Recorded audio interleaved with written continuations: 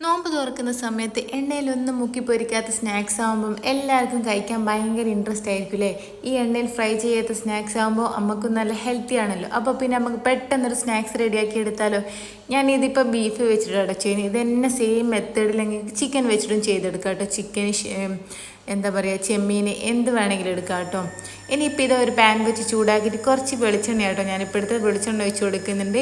എന്നിട്ട് ഇതാ ഒരു ഉള്ളി, ഒന്നല്ല 2 ഉള്ളി കട്ട് ചെയ്തിട്ട് ഇതേപോലെ ഇട്ട് കൊടുക്കുക. ഉള്ളി നല്ല പോലെ വഴന്ന് വിടണം കേട്ടോ, നല്ലോണം സോഫ്റ്റായി വരണം.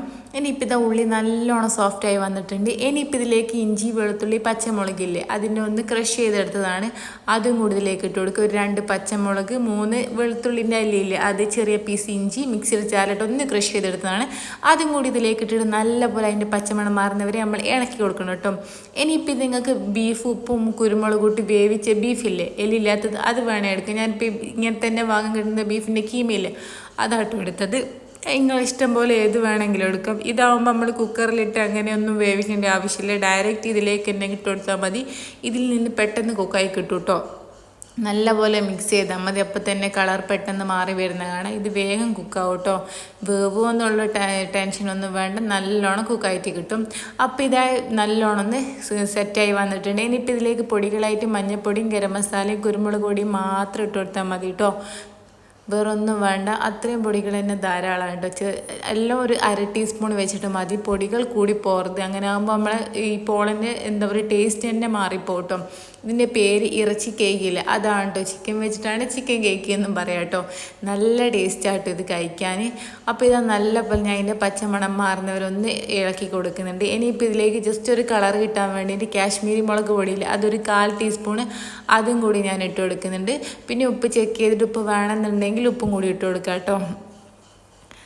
അപ്പോൾ ഇത് ഏകദേശം നമ്മളെ മസാല ഇവിടെ സെറ്റായിട്ടുണ്ട്. ലാസ്റ്റ് കുറച്ച് മല്ലിയില ഇട്ട് കൊടുത്താൽ നല്ല അടിപൊളിയായിട്ടുള്ള ബീഫിൻ്റെ മസാല റെഡി ആയിട്ടോ. ഇത് ഈ സെയിം മസാല വെച്ചിട്ട് നിങ്ങൾക്ക് സമൂസ ഉണ്ടാക്കാം, ഏത് സ്നാക്സ് വേണേൽ റെഡിയാക്കി എടുക്കാം കേട്ടോ.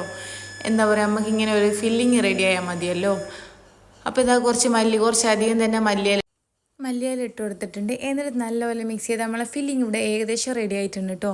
ഇനിയിപ്പോൾ ഇതൊരു സൈഡിലേക്ക് മാറ്റി വെച്ച് കൊടുക്കുക. ഒന്ന് അവിടെ നിന്ന് ചൂടൊക്കെ തണിഞ്ഞ് സെറ്റ് ആയിക്കോട്ടെ, കുഴപ്പമൊന്നുമില്ല.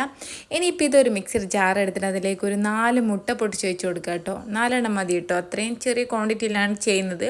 ഞാൻ എപ്പം പറയുന്ന പോലെ തന്നെ കുറച്ചധികം ക്വാണ്ടിറ്റി ചെയ്യുന്നുണ്ട്. വലിയ സോസ് പാനൊക്കെ ആണെങ്കിൽ മുട്ടേൻ്റെ അളവ് കൂട്ടിയെടുക്കണം കേട്ടോ. ഞാനിപ്പോൾ ഒരു 4 മുട്ടക്കാണ് ചെയ്തെടുക്കുന്നത്. 4 മുട്ട പൊട്ടിച്ച് വെച്ച് കൊടുത്തിട്ടുണ്ട്. ഇനിയിപ്പോൾ ഇതാ ഇതിലേക്ക് ഒരു 4 ടേബിൾ സ്പൂൺ മൈദപ്പൊടി ഇല്ലേ, അതും കൂടി ഇട്ട് കൊടുക്കുക. 4 ടേബിൾ സ്പൂൺ അളന്നിട്ട് തന്നെ എടുക്കണം കേട്ടോ, മൈദപ്പൊടി ഒന്നും കൂടി പോകണ്ട. പിന്നെ ഇത് ഒരു 4 ടേബിൾ സ്പൂൺ തന്നെ ഒരു 1/4 കപ്പ് അല്ലെങ്കിൽ ഒരു 1/4 കപ്പ് ഏകദേശം ഒരു പാല് ഒഴിച്ച് കൊടുക്കുക. 4 ടേബിൾ സ്പൂൺ എന്ന് പറയുമ്പോൾ കറക്റ്റ് 1/4 കപ്പ് ഉണ്ടാകും കേട്ടോ, അതും കൂടി ഒഴിച്ച് കൊടുക്കുക. പിന്നെ കുറച്ച് കുരുമുളക് പൊടി ഇട്ട് കൊടുക്കുക, ഒരു 1/2 ടീസ്പൂണോളം. പിന്നെ വേണ്ടത്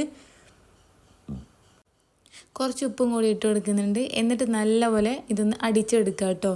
പിന്നെ ഇതിലേക്ക് ഒരു 2 ടേബിൾ സ്പൂൺ ഓയിലില്ലേ, അതും കൂടി ഒഴിച്ച് കൊടുക്കുക കേട്ടോ. ഓയിൽ നിർബന്ധമൊന്നുമില്ല, വേണമെങ്കിൽ ഒഴിച്ച് കൊടുത്താൽ മതി കേട്ടോ. എന്നിട്ട് നല്ലോണം സ്മൂത്തായിട്ട് തരിപ്പൊന്നും ഇല്ലാണ്ട് അടിച്ചെടുത്തിട്ട് വരാം കേട്ടോ നമുക്ക്. അപ്പോൾ ഇതാ ഞാനിത് നല്ലപോലെ അടിച്ചെടുത്തിട്ടിട്ട് ഇനിയിപ്പോൾ ഇതൊരു ബൗളിലേക്ക് ഒഴിച്ച് കൊടുക്കുക. വലിയ ബൗൾ തന്നെ എടുത്തിട്ട് അതിലേക്ക് ഇത് ഒഴിച്ച് കൊടുക്കുന്നുണ്ട് കേട്ടോ. അപ്പോൾ ഇത് നമ്മളെ മുട്ടൻ്റെ മിക്സില്ലേ, അത് ഏകദേശം റെഡി ആയിട്ടുണ്ട്. ഇങ്ങനെയൊക്കെ കാണുമ്പം ഏകദേശം ചിലവർക്കെല്ലാം മനസ്സിലായിട്ടുണ്ടാവും എന്താ ഉണ്ടാക്കാൻ പോകുന്നതെന്നുള്ളത്. എന്നിട്ട് ഇതാ നമ്മൾ നേരത്തെ റെഡിയാക്കി വെച്ച ഈ മസാല ഇല്ലേ, അത് മുഴുവനായിട്ട് ഇതിലേക്ക് ഇട്ട് കൊടുക്കുന്നുണ്ട്. അപ്പോൾ ഇതാ ഞാൻ ഫുള്ളായിട്ട് അതിലേക്ക് ഇട്ട് കൊടുത്തിട്ടുണ്ട് കേട്ടോ. എന്നിട്ട് അത് നല്ല പോലെ ഒന്ന് മിക്സ് ചെയ്ത് കൊടുക്കാം.